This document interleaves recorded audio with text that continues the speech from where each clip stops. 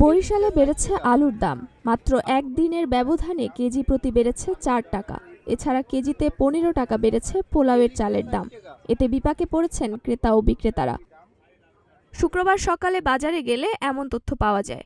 বিক্রেতারা জানান, আলুর দাম ২০ টাকা থাকলেও মাত্র একদিনের ব্যবধানে ২৪ থেকে ২৫ টাকা কেজিতে বিক্রি হচ্ছে।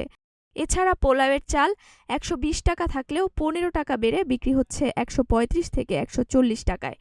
সরবরাহ কম থাকায় বাজারের পরিস্থিতি এমন হয়েছে। তবে সরবরাহ বাড়লে বাজার স্বাভাবিক হবে বলেও জানান তারা। অনেকে আবার অভিযোগ করেন, সিন্ডিকেটের কারণে এমন হয়েছে। এমন পরিস্থিতিতে বিপাকে পড়েছেন ক্রেতারা। বাজার পরিস্থিতি নিয়ন্ত্রণ করতে বাজার মনিটরিংয়ের দাবি জানান তারা। আলু, পোলাগড় চাউল, কাটারি চাউল, চিনিগুঁড়ো চাউল আছে, দাম বাড়ছে। আর অন্যান্য চাউলের বাজার একটু নিয়ন্ত্রণ আছে। ডালের যেমন নিয়ন্ত্রণ আছে, বাড়ে নাই। খালি এই দুইটা জিনিস লইয়ে মানুষ আতঙ্ক আছে।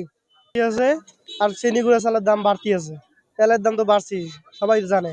যারা পাইকার তারা সিন্ডিকেট করে আটকাই রাখছে, মালটি মজুত করে রাখছে। তাদের ছাড়ে মার্কেটে আমরা মাল পাবো এবং কমাই বেচতে পারবো।